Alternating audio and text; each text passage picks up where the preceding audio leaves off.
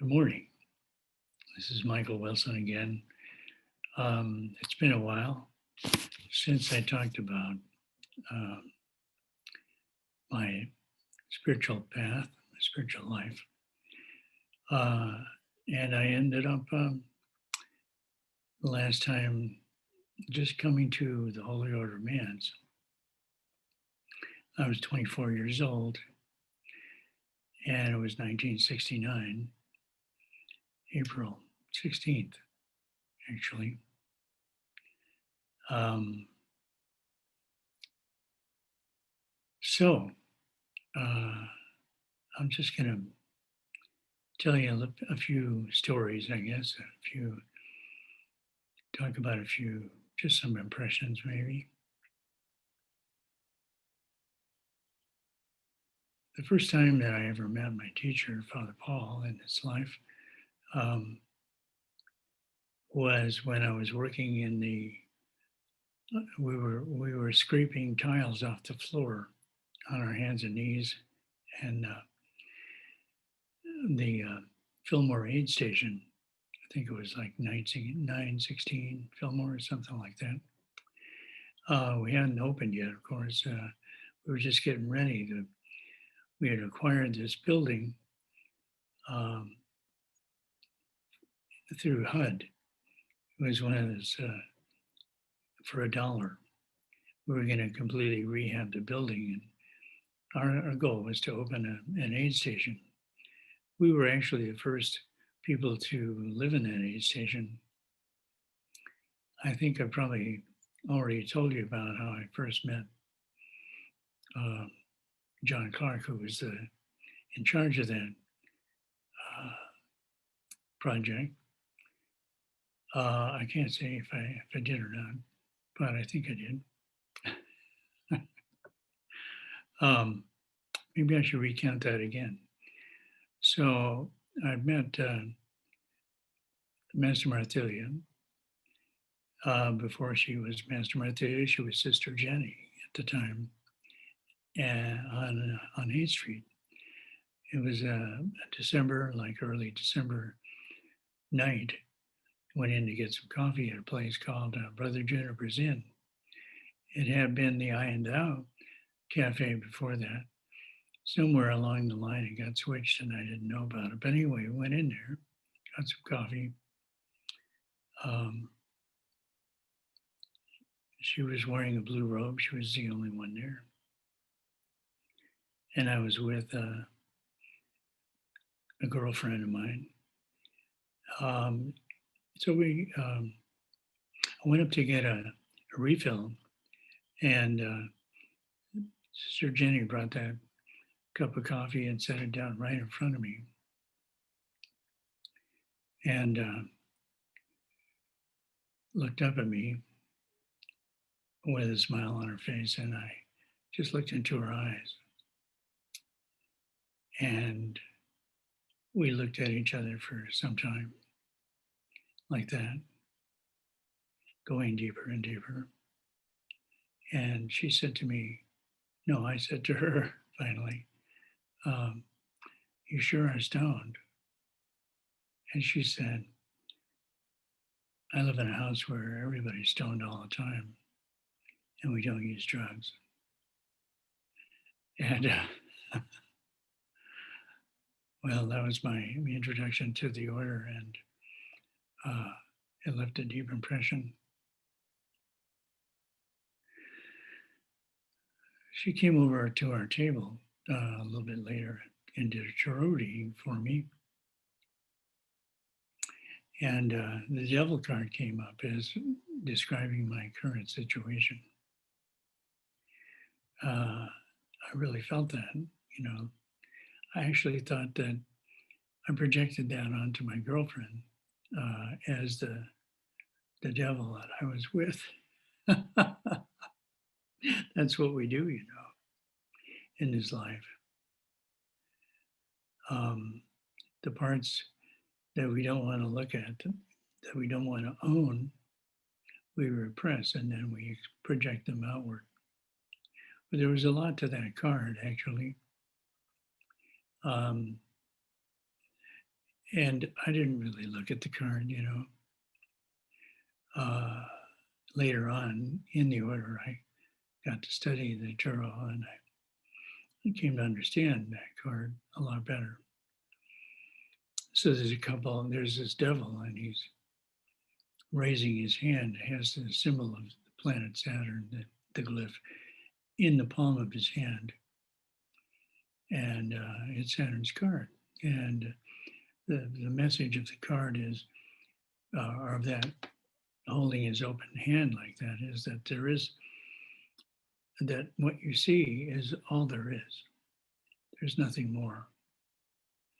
And then there's a man and a woman that are chained. They're naked and they have cloven feet like animals and tails, all that, horns on their heads.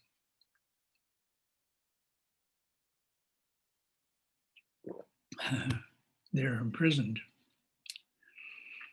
in these flesh bodies. And the chains that are around their necks are just lightly lying over their shoulders. They can lift them off anytime they want. So that's a mystical card. And that did describe very much where I was at. But I was in this awakening that was happening right there and then with Sister Jenny in this little coffee shop on 8th Street. So that left a deep impression. I went through some more adventures, left San Francisco for a while, went out to Washington, D.C.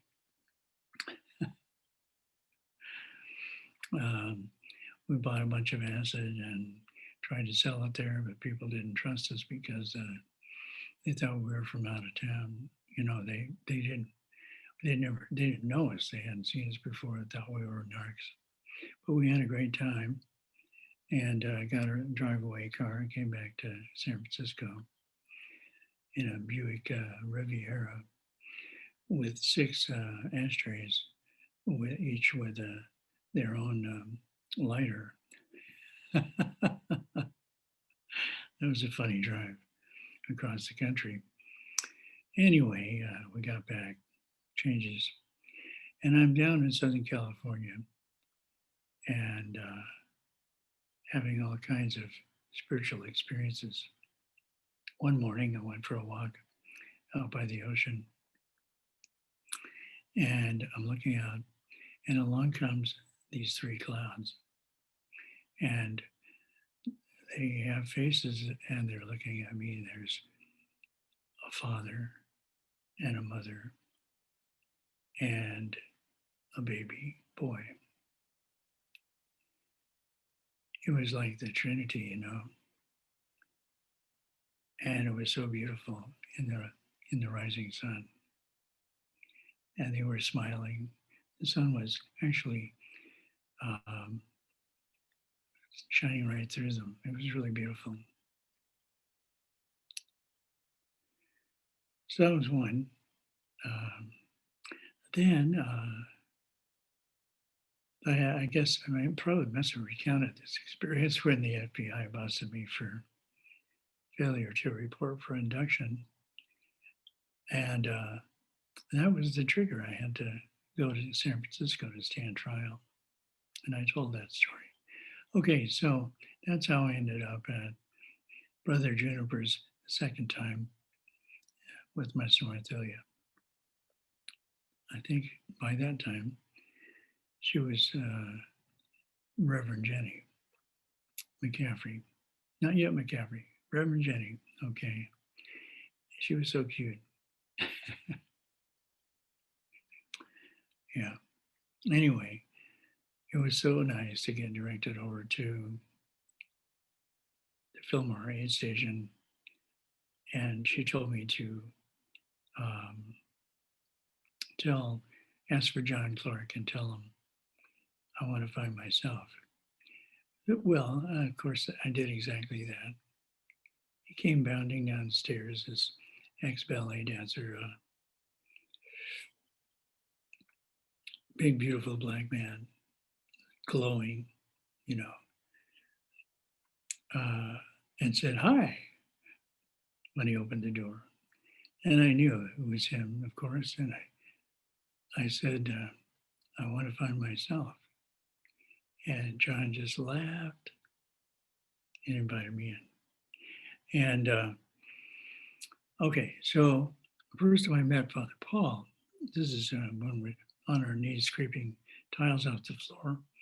And that was on the street level. It used to be a bar and a brothel upstairs.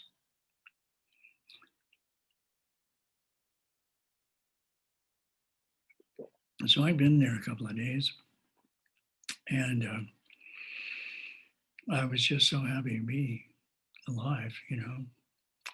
And Father Paul came in while we were working, and he was talking to John and watching us work, mostly talking to John. And I knew I didn't know, his name or anything like that, but I knew he was the man who was in charge of the order. And uh, I just wanted, um, I was thinking very strongly. I wanted to look at him. I wanted to get his attention. Look at me, man. I'm your new student. And he kind of glanced over at me and frowned. And I had this experience in my mind that I had seen him a long time ago, like when I was a little kid, and that he frightened me, which of course I knew wasn't exactly true, but that was how I translated it in my mind at the time. Uh, and, he was just there for a few minutes and left. Um, so there was a lot of, the energy in that house was really high. We didn't do anything, didn't have any classes. We just were in that pressure cooker, working during the day and eating good food. Um, and that's pretty much what was going on. Of course, we didn't have prayers at night. It was the order pattern, um, and calling down all this light. Well, my I got constipated as I was going through the physical cleansing process, and this well, my stomach just became all bloated with gas. So I went down to get a blessing from or healing from John Clark, the man in charge. And so he did that. He put his hand on my stomach and pumped some light in there. And then I went to bed. Well, I was sleeping on this. So I've been constipated like for 4 days. It was starting to hurt. You know, uh, I had this bunk bed. I was on the top, um, and it was right across from the bathroom. So my head was at the opposite end of the door to the room, and I think it was a very small room, but we had, I think, probably just two bunks in there, full. And so I went to bed that night. The next morning, when I woke up, I had this powerful urge for number two, and I could just feel it. It was like an explosion, just you know, in the wings. And so I jumped off of that bed and headed to the bathroom, just right across the hall as fast as I could. And I didn't quite make it. It was so explosive. It was awful. What a relief that was. So that's the first, one of my first memories being in the order. Well, Another thing is that, well, being an old soul and having been on that path for a long time, I had made up my mind before I even talked to Sister Jenny, Reverend Jenny, that I was going to join. That was joining the order. And when I said I want to join, I meant it exactly that. And somewhere deep in my heart, I knew, uh, I really meant it. I was really determined. That wasn't true for anybody else that was staying there at the time, except for people who were already in the order. There was a steward. His name was Grant Jones, and he was a steward there. And so he was under vows, pretty young, hadn't been there for maybe been in the order 6 months at the most. And he was the steward at the house, and John Clark was the father, house father.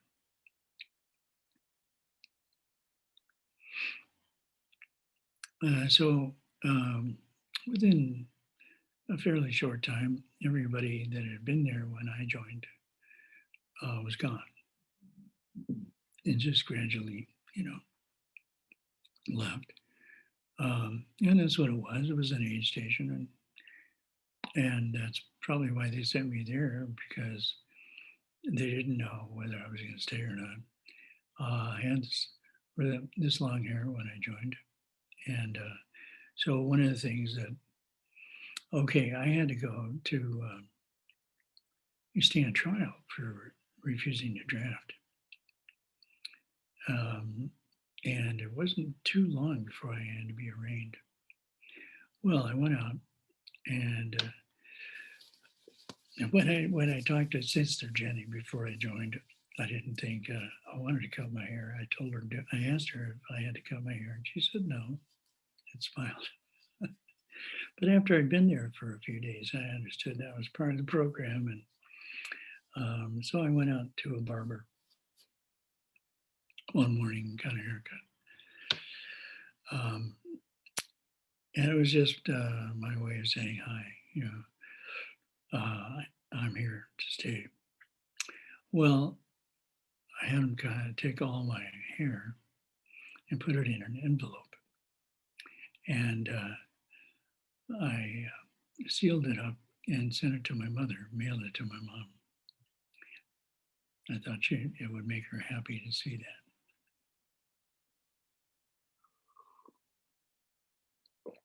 And of course, like everything else, she saved it.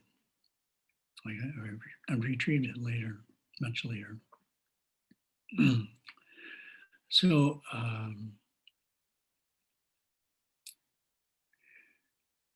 all this time, I was getting spiritual guidance, and so when I went to the court, they assigned me I pled guilty, and they assigned me pro bono attorney, public defender, and so I had to go see him. He was a young guy. He just out of law school, didn't know the draft law at all. And so I told him not to worry. He wasn't really going to have to do much. I knew the law, and I was going to plead guilty. And I told him the rest of the story, that I was going to get probation, 2 years community service. And I really hoped that my community service would be in the Holy Order of Hands, because we were doing a lot of good community work. But so, he really didn't have to do any work, just to file the motions or whatever. And that's exactly what happened, too.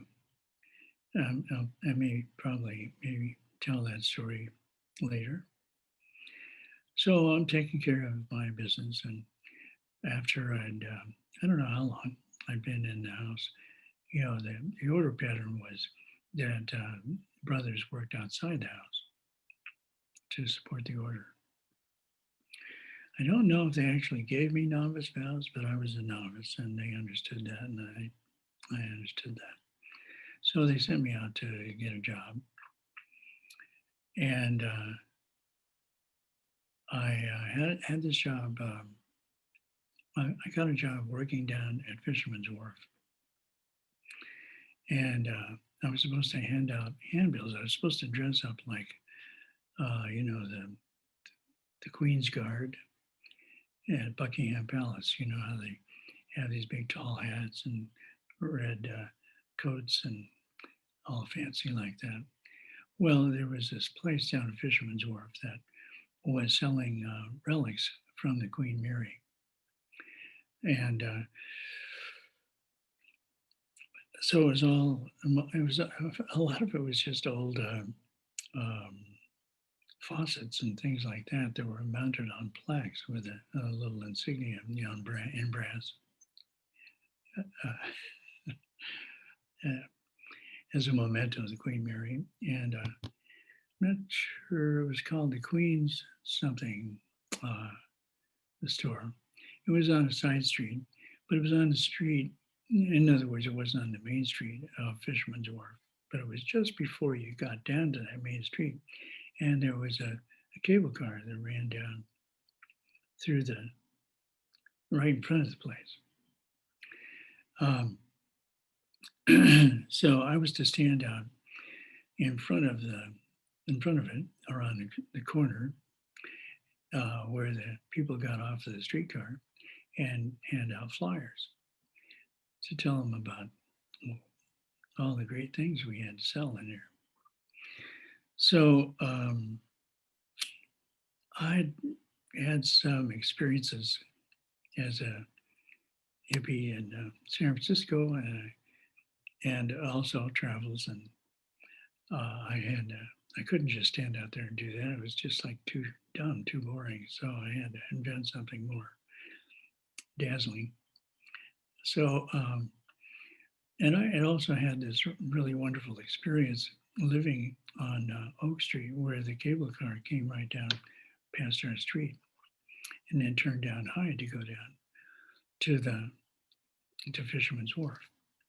So living there in a house on Oak Street, uh, and a kind of an unorthodox life where could be up all night. Sometimes there was so the cable car, there was a constant tick, tick, tick, tick, tick, tick, and that was the cable under the street that was moving all the time. It was actually, I went to a big building downtown, where you could go and you could watch the cable cars come in and out of this building. They were on a cable. They were pulled up the hills, and still are, on a cable. So this cable was constantly running, and it made that sound all day long. And it became part of the background noise. Sometimes you might, stop and listen to that sound. What really made it important was that at 2 o'clock in the morning, it would stop for 4 hours, and things got real quiet. Then at 6 o'clock in the morning, it started up again. Then it'd be all day. Okay, so I was really attuned to that vibration, and I stood out in front of this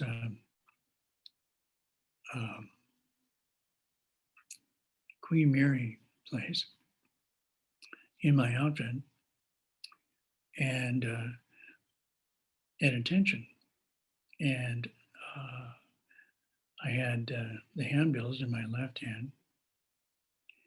And the cable car, whenever the cable car would come down the street, I would go into a mechanical man act.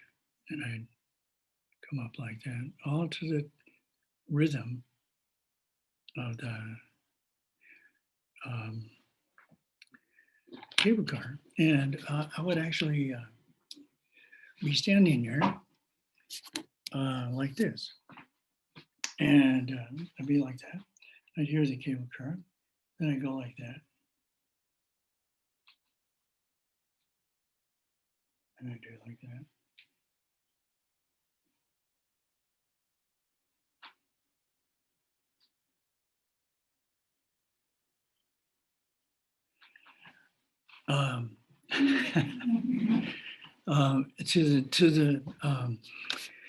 To the rhythm of the cable clicking. And so people would come up to this intersection on the cable car, and they were all mostly tourists, and they would see me standing there like that, and they would all come over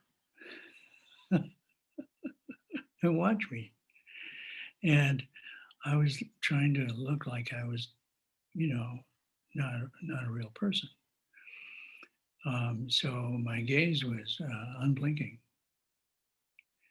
and they would really wonder if I was real or not, and they would be talking amongst themselves, and they would sometimes do things to try and break my concentration and make me blink or twitch or smile or do something to betray my reality.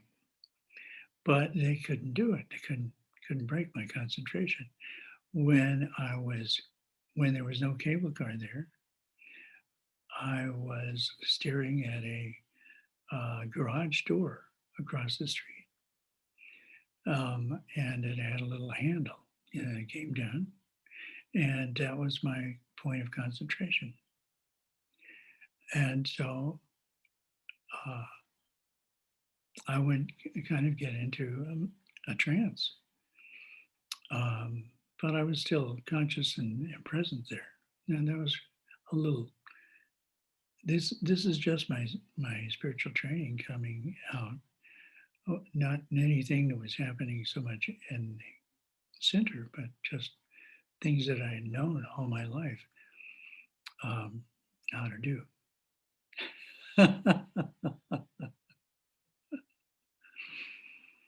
So that made that job a lot more interesting. One day, it was actually, pretty close to the time I would get off, I think maybe 5 o'clock. This beautiful girl came up. And by this time, maybe I've been in the order for like 3 weeks or something like that. She came over with a friend of hers, and she really tried to make me. She tried to make me break my concentration, and I didn't. And so she went inside to the store and found out what time I got off work. And she waited and came back to meet me. And we went and sat out on a bench on the wharf and talked for a bit. I don't know if I kissed her or not, but I think I did. Maybe she tried to kiss me while I was standing there. It was like that, one of those kind of things.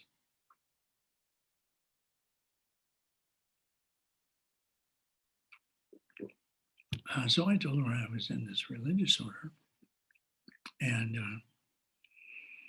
invited her to come to services on Sunday. So she came with her friend. And after the service, um, I went with her outside. There was a little park nearby. Went to the park to talk. And she just, well, she had this short skirt on and she wasn't wearing any underwear. It was like such a play for my allegiance. And um, I stayed and talked for just a short while and said, well, I've got to get back. It's time for breakfast and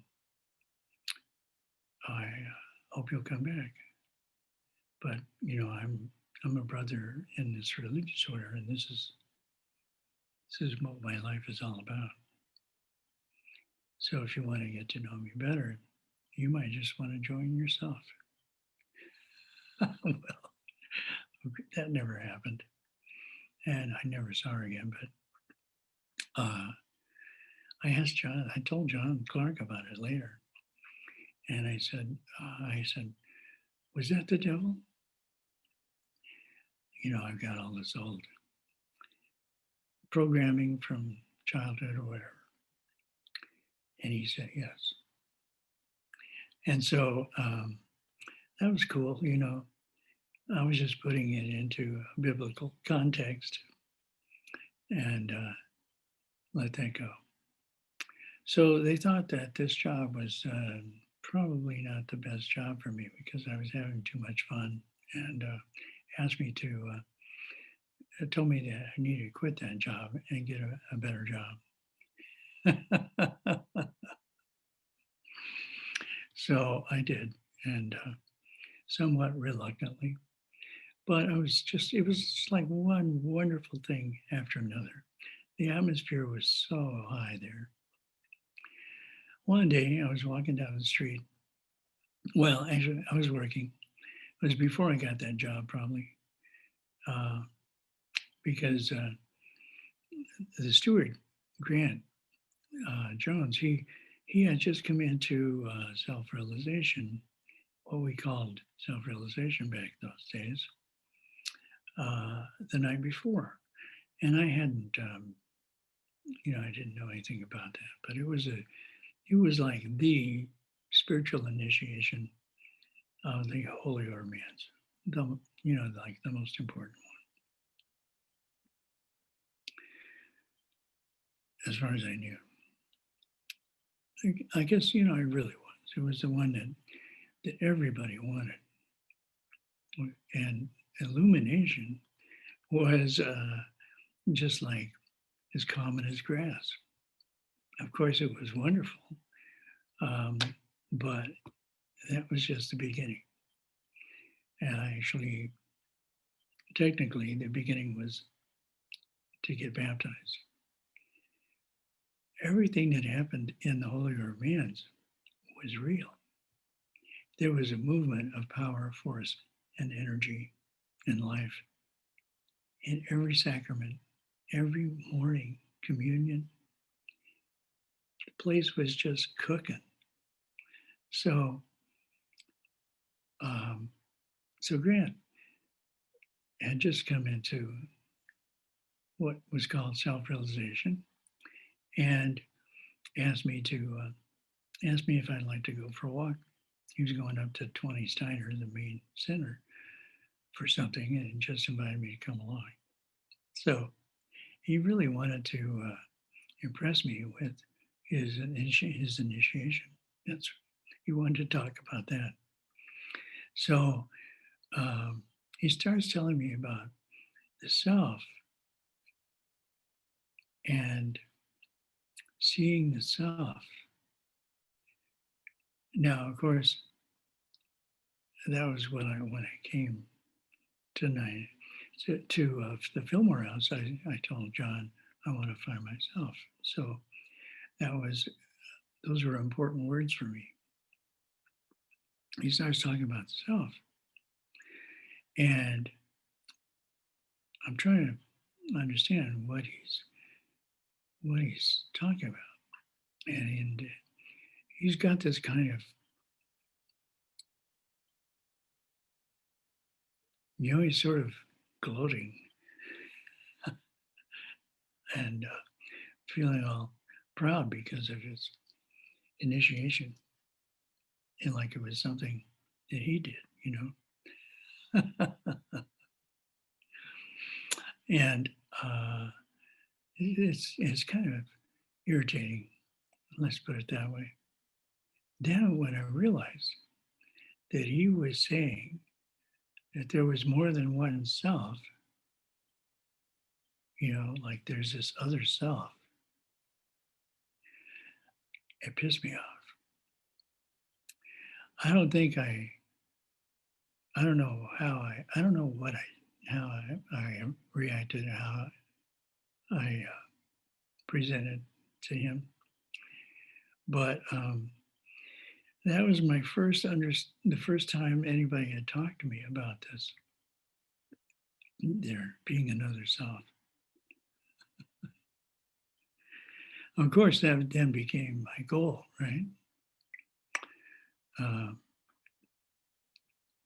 being a competitive um, person, a competitive Aries, I just was looking for the next battle, the next conquest.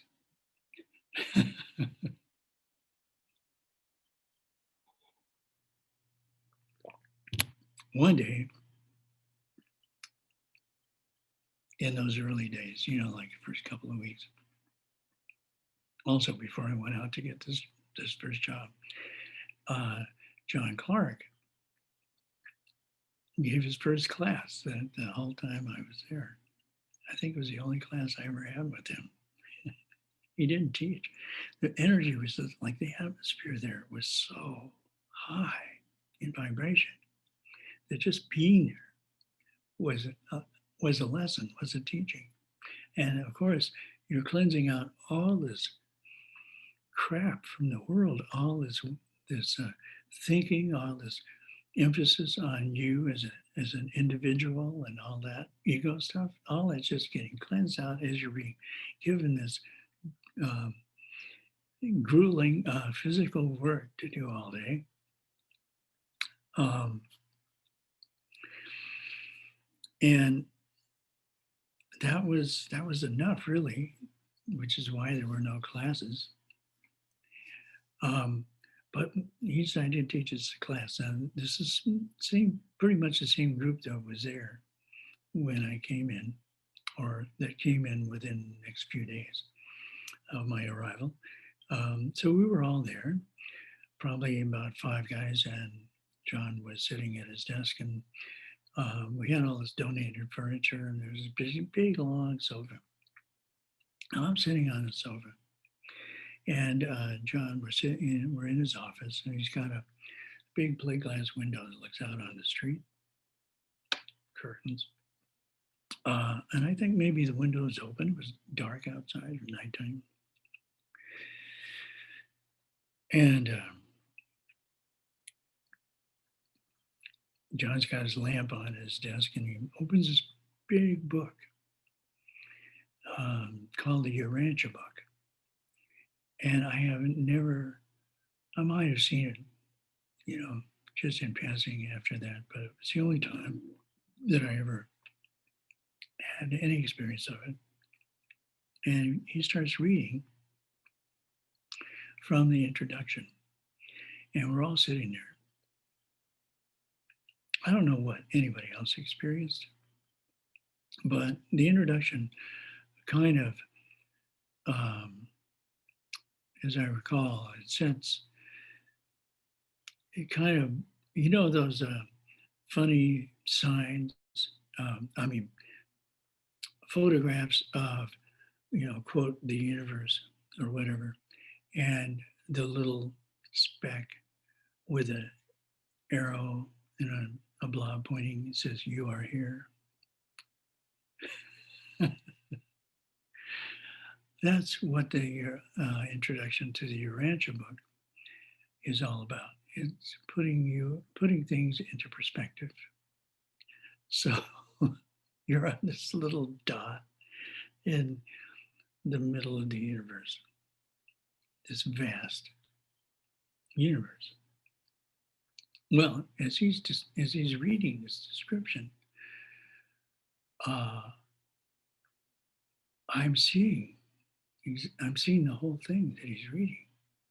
The walls of this room disappeared, and I was out there looking out at the vast universe for the whole time that he read. It was mind blowing.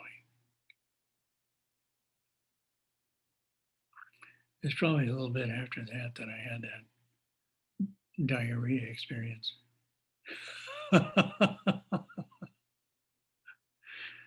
So, when you come in from the world, from a crazy hippie life that I had lived, into a spiritual um, organization like that, the first thing you have to do is you have to go through a cleansing. Well, okay, so I went out and I knew I had to get a more serious job. And I walked along the wharf, started at Fisherman's Wharf, where all the shops are, but I started going along the wharf. And there's all these warehouses. And I've been a warehouseman before I even became a hippie. I worked for Texaco down in Long Beach, loading trucks. And so I got a job loading trucks for Simi's Fine Foods. It was an Italian company, family owned. And I loved that job, just like I loved the other warehouse job that I had before, and I made good money. So shortly after I landed that job, I may not have the chronology just exactly right, but I think it was. I was still, they transferred me from Fillmore to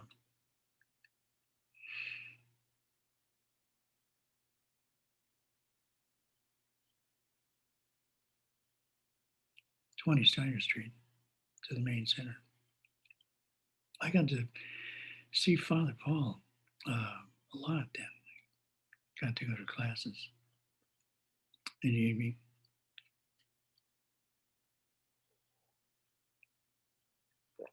And Father Ray Anderson was in charge. I mean, he was the house father. My father and mother, Father Paul's wife, Mother Ruth, they lived there. Also, Father had a great big office, really beautiful. Those old Victorians, the ones that had the curved windows. It had a big round built out room on the corner, and there was that kind of a window. There were curved windows in that, and that was where his office was. Well, I began to have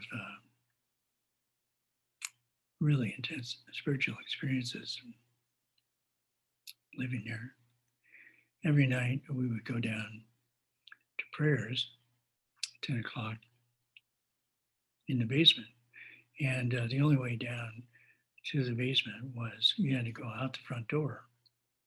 And there must have been about 12 steps at least, maybe 20, that just went down from there were two doors, one that went up to the second floor, and then one that went into the first floor where the down long hall would be the dining room, long dining room, big room, long table where we'd all sit for breakfast and dinner. Most of us would be out in the community working, and we just donated our checks to the order. Let me tell you, uh, none of us really thought much about the money, or very few of us thought much about that. It didn't really matter to us. Everything we did was part of our training. Everything we did, every breath we took was was filled with the Holy Spirit. I just don't know how to tell you what that was like. I was in heaven on earth. It was almost like my feet weren't on the ground. That was what it was like for me. Okay, so we would file out of that first floor or wherever, maybe the second floor, and we would attend, before 10, we would down the stairs, around the side of the building, halfway down to the back of the building, and then into the basement stairs and a long hall. And then the whole front of the building was the chapel. And it's pretty big, and a nice thick dark blue carpet. And in the corner, the same corner where Father Paul had his office, it was all curved out like that, all the way up. And uh, that's where the altar was, in that little round space. And then there was an altar rail, uh, and there would be no lights except for the candle lights on the altar.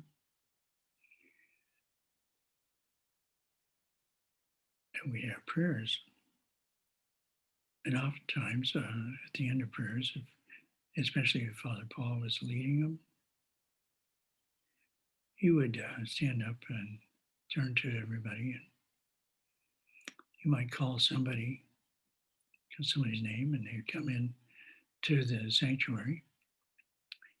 He would lead them in there, and he would bring them into the light, or he would remove the veil, and they would see the self. Those were our main initiations. Or he would just ask if anybody wanted a healing or a blessing. And most everybody would come up to the altar rail, and he would just go down the line, putting his hands on people, on their heads, and giving them a blessing. Or he might bring somebody in and initiate them. It's every night. It's amazing. So one night, I've probably been in the order about 6 weeks or something like that, which seemed like a long time because, as I said, people were just coming into initiations right and left. It was just phenomenal. And somebody came into the line. And whenever anybody did, everybody would be really happy. I don't think there was any clapping or cheers or anything, but it felt like that. Maybe we'd sing a song. A lot of times we'd sing "Holy, Holy, Holy" after everything because we were just so high and so happy, so blissed out. It was nice to have a way to express that. So this night, somebody came into the light, and I just wanted that initiation so bad. And So every time it would happen, I'd just be praying to please call me. Never happened. This night, I was just so ashamed of myself for not being happy for this person. Instead of being envious and jealous, that I left the chapel before it was over. And maybe before the closing prayer, when Father Paul would stand up, or whoever was leading prayers would stand up and open their arms, facing the people and bless everyone and close the prayers.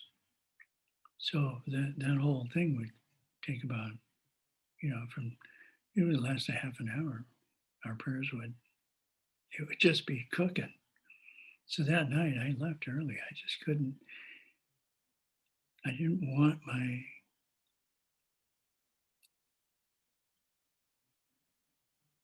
negative energy to be present in that place to have an effect.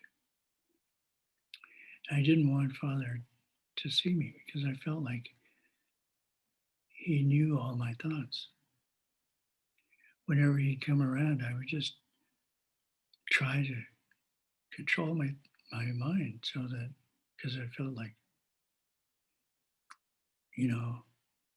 I was so dense at the time. Um, that was that kind of how I was for a while there. So I went out and hid in the garden because I didn't want him to see me when he left the chapel. He would always leave first, and after he'd left, then we would all file out and go back upstairs. And we had lights off at 11.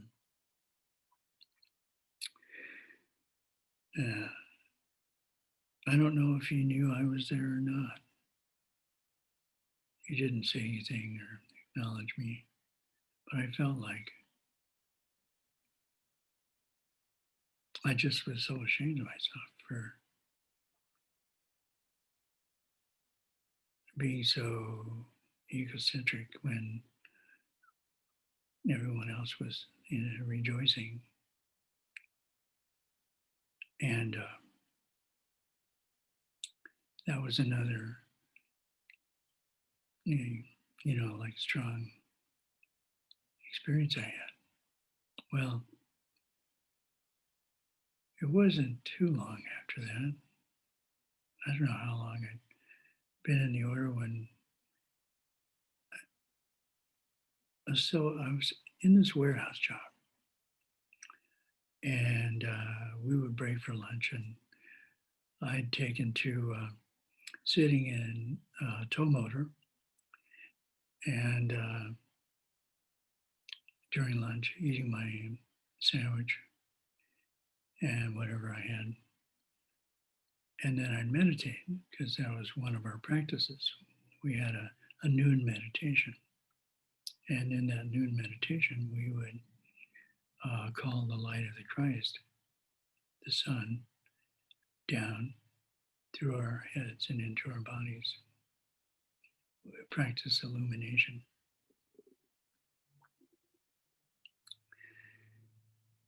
So this day, I was sitting up there and closing my eyes, and it was another one of those like space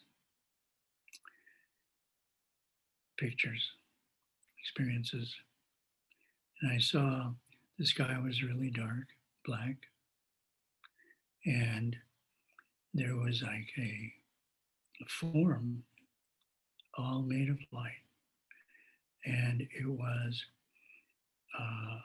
like a disc in the center, and then these lines that went out from it. It was lying horizontal in space, and from the four directions there were two lines, one each direction had two like rods extending parallel to one another, all everything white light.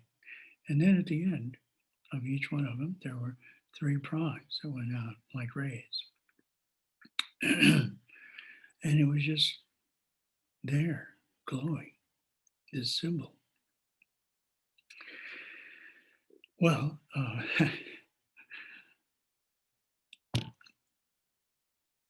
I'd never had anything like that before, and it was so pure, so clear.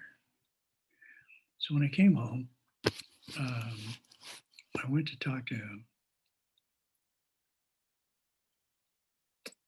Father Ray.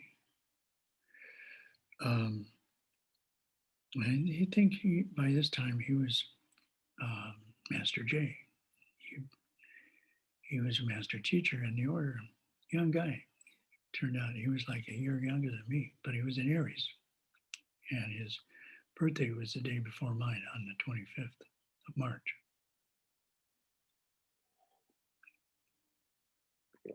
Well, I, he was so handsome, so beautiful. I just really looked up to him, and the little bit that I heard about him, I thought I wanted to pattern my life after him. So anyway, I told him what I'd seen, drew a picture of it, and I asked him, "What does this mean?"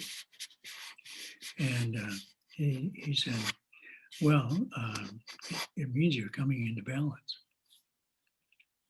Okay, so that night it was my turn to have the illumination initiation, and it was such a powerful experience. I was like, it was such a blazing golden light. It was like all I could see. It was very full and profound.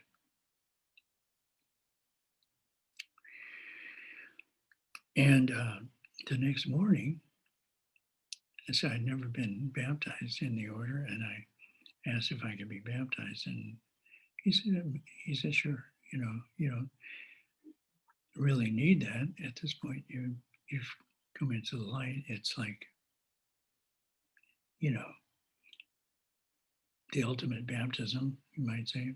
Anyway, but he said, yeah, sure, if you would like that. So basically, I just couldn't get enough of initiations. If I could have one every day, that would be my choice. So, um, so I got baptized, and it was another just like, fireworks kind of experience.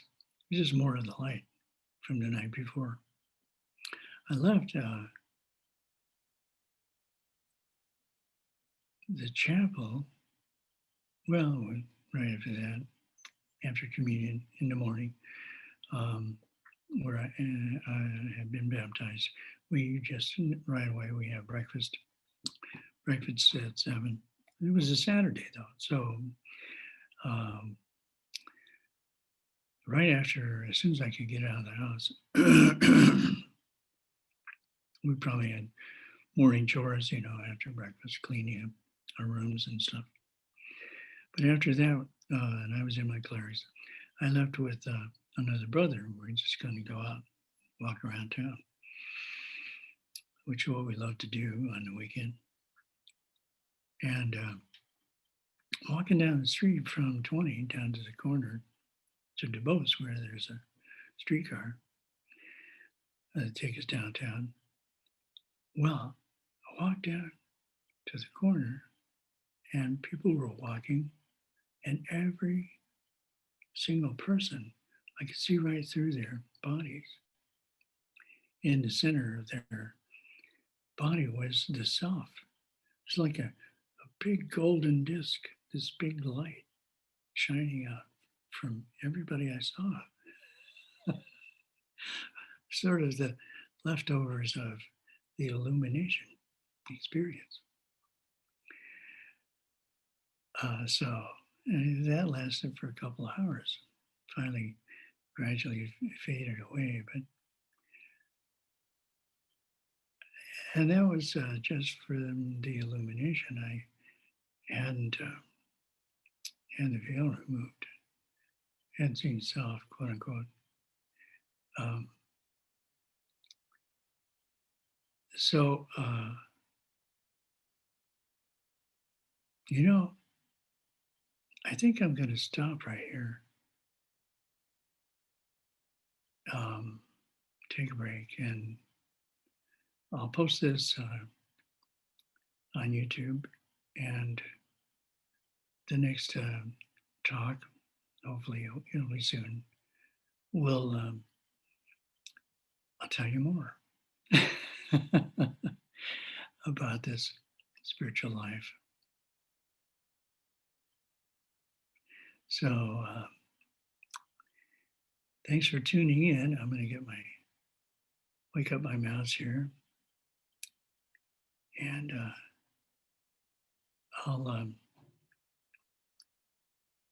talk to you again soon. God bless you. The light is all around you. The light is in you. You are the light. You're the source of that